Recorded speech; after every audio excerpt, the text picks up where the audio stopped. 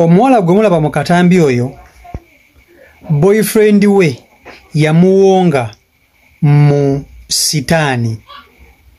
Boyfriend we yakwata omwoyo gwe n'amuguwonga oba mu majini oba mu masitaani. Omuwala agamba buli bwe yeebakawo omwoyo gumuvaamu ne yeekanga ng'ali mu nnimiro alima, ne yeekanga ng'ali mu mabaala aweereza mwenge, ne yeekanga ng'ali mu mirimu akola gy'atateekeddwa kubeera, kyokka nga yeebase bulungi nnyo. Ekyo kituukawo buli we yakwateko omutwe bwansi bw'ati ne yeebaka ng'omwoyo gumuvaamu nga gugenda gwo gukola emirimu, agenda okuzuuka ku makya nga yenna akooye. Agamba ekintu kino kimumazeeko emyaka kumpi kati gigenda 4, myaka 3 alina obuzibu buno. Omuvubuka yakimukola yali boyfriend we gwe yali yeeyagala naye oba muyite ex. Yakwata omwoyo gwe n'aguwonga mu majini oba mu masitaani. Omuwala emirembe gimuweddeko, ali mu maziga. Ennaku gy'ayitamu tosobola kuba nti ate ogiteebereza. Ebintu bino nno muyinza okubiraba ng'ebyomuzannyo oba n'olaba nti tebiriiyo, naye ate munnange ebintu bino bituukawo. Abantu bawonga bannaabwe mu masitaani, oli n'akwata omwoyo gwe n'agukola n'aguwonga mu majini, ng'emirimu gy'aketeekeddwa okukola gw'ogimukolera, ng'omululi takola, nga gwe omwoyo gwo guguvaamu ne gugenda ye ne gukola emirimu gy'alina okukola gwe n'ogikola, naye nga mwoyo gwo gw'aba asise. Kasooke kutuuseeko akatambi k'omuwala ono, omwewulirireko olaba amaziga g'akaaba. Vidiyo nkusaba ogimpereka like etambule tuke ku buli muntu. Vidiyo yiyo. Kasita nteeka omutwe wansi bwenti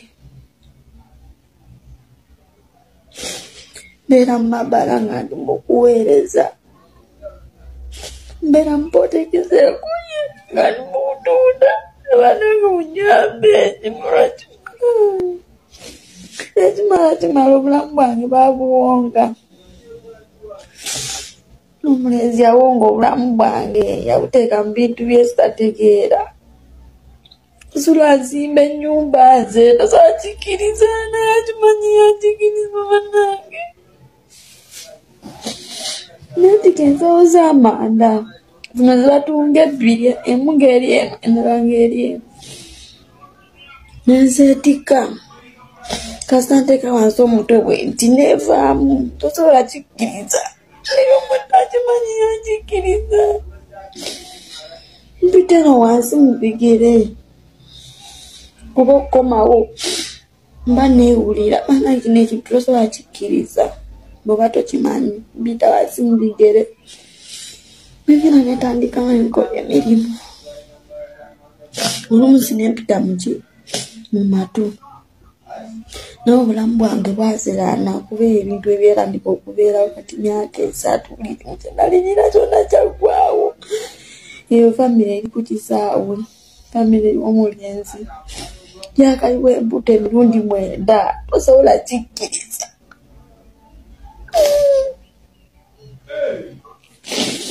Tosobola kikkiriza.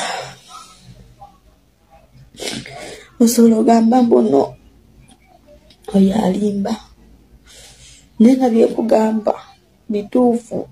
Kisirikirira kati myaka 3 mba ntandise gwakuna, naye ndaba bannange erina eti kino ekintu kiseeko kigenzi wala. Nsula nzimba nze ebizimbe eby'enjawulo,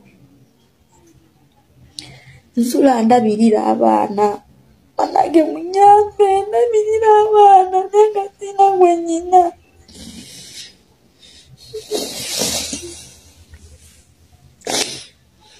Bakayiwa 9 bannange ebingi byesasula nakubeera wano. Kuba obulamu bwagala bantu mmwe, ebintu bingi esasobola kwogera obulamu bwange bwogala.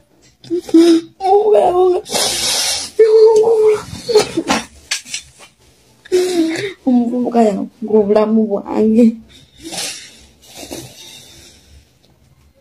yawonga obulamu bwange. Bannange munyambe, ekimala mpulirako ekimala kyengenda kuzzaako, nzirikidde emyaka 3. Kaakati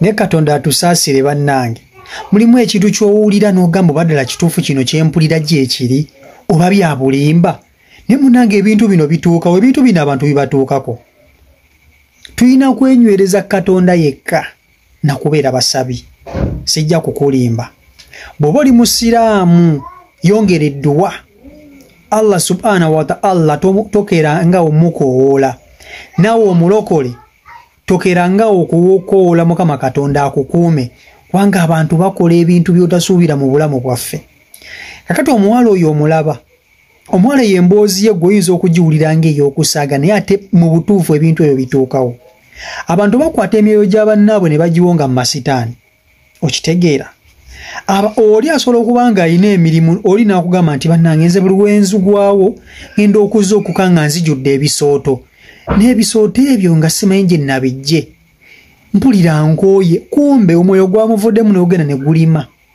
ne gulima kati wuyo omwana muwala aza okuka akooye yeebaka bulungi nnyo kyokka muli waba yeebasa alaba nga akyatunula n'agendeyo mabala n'aweereza mabala ng'akola kugamba omwoyo gwe baka bagwongayo okukola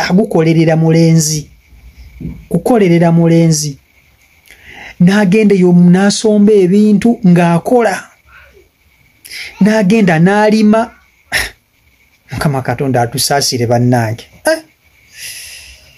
atusaasire abantu ku nsi ya Katonda eno balina ennaku abantu balina ennaku ebintu bituuka mu bulamu bw'abantu gwe byotasobola nakuteebereza nga gwe oyinza okukiraba ng'ekyokusaaga n'ogamba olwo lwali ebyo si bituufu muganda wange naye ng'ebintu bino bya ddala tulina kwenywerera ku Mukama Katonda yekka yalina okututaasa abantu abalina ebigendererwa ebibi mu bulamu bwaffe bangi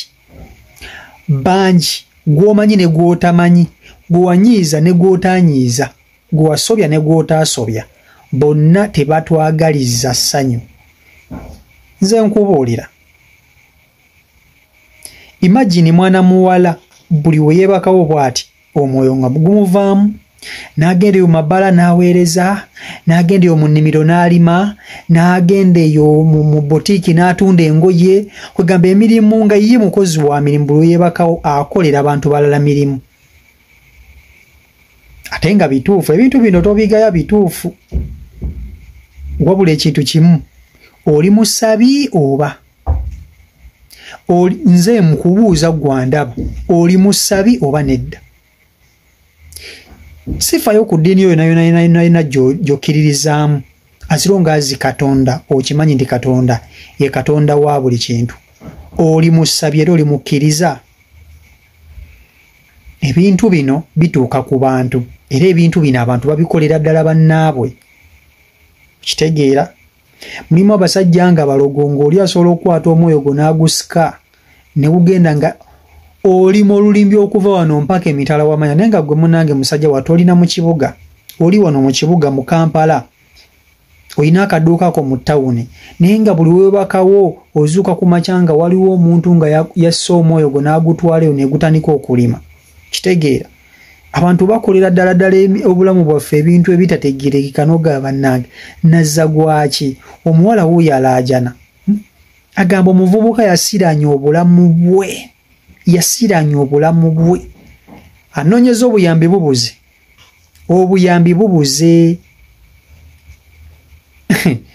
abantu balina ennaku abantu bo balina ki balina ennaku naye tulina kwekwata ku Mukama Katonda yekka yayinza otutaasa yayinza otujja mu buno obuzibu bwe tulimu Allah yayinza okututaasa yekka yayinza okutujja mu buno obuzibu bwe tulimu so eddiini yo yonna gy'olimu beera musabi nnyo wekwate ku Mukama Katonda okitegeera musabe akutaase akulokole akuwonye emitego gy'abalaabe mingi mu bulamu bwo abantu abasinga tebakwagaza ssanyu tebakwagaza kubaako na mutwalo mu nsawo obufumbo bubuluma abantu bangi omwami gw'olina bangi abamwegomba nga tebamulina olw'okuba akulabirira akufaako akuwa ku ssente nga buli omu akola kyakola okukussa wansi so tulina okwekwata ku Mukama Katonda abe nga atutaasa abe nga atuvuunula ebyo bye tulimu oba bye tuyitamu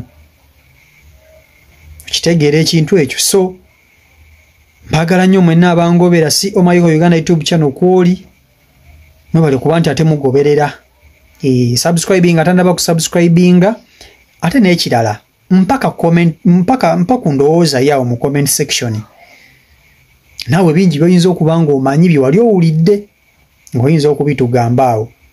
Mbagala nnyo mwenna. Stay blessed. Peace and love. Mbagala nnyo.